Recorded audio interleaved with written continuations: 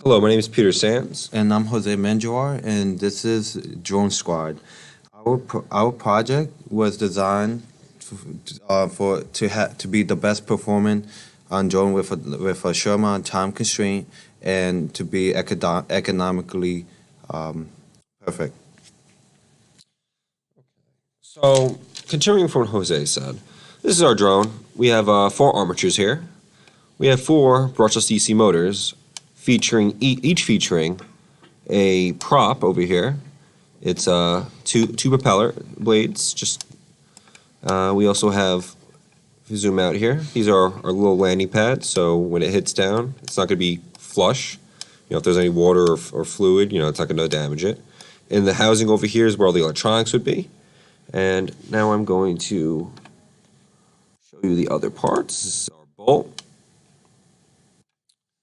Then we got the frame. As you can see, the motor gets recessed into the frame.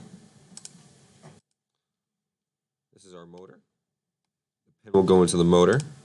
And this is our blade. As you can see, little aerodynamic features here. The bolt goes through the blade into the motor, and the motor goes into the frame. We combine that all together. We got the final assembly over here. Now we're going to show you the motion applications. Go to mechanism here. So, okay. Now we're going to run it. As you can see, all the props are moving.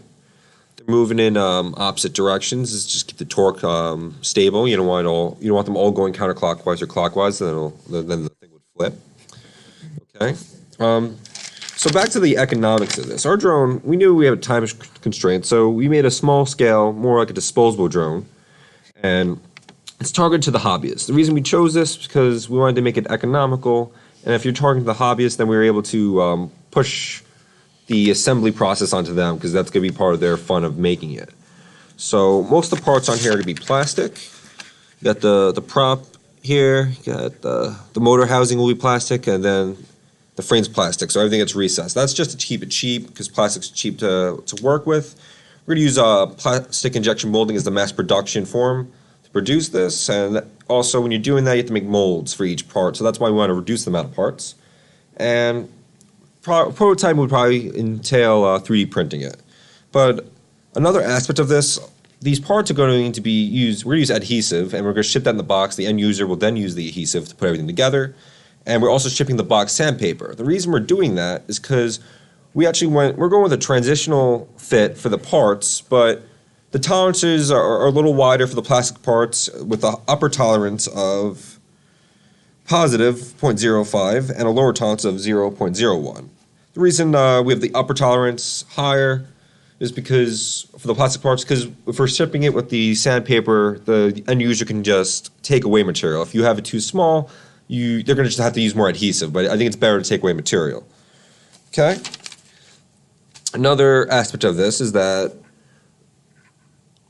it's going to be also, the end user will also be painting it. These are just a representative paint over here, so that's to keep the cost down too. We don't want to paint it because that's going to add to the production process.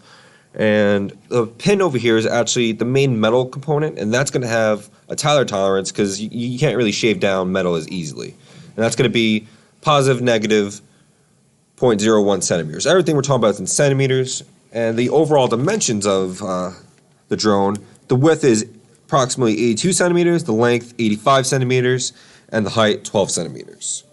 And that's about it for our drone, and we're closing up shop now.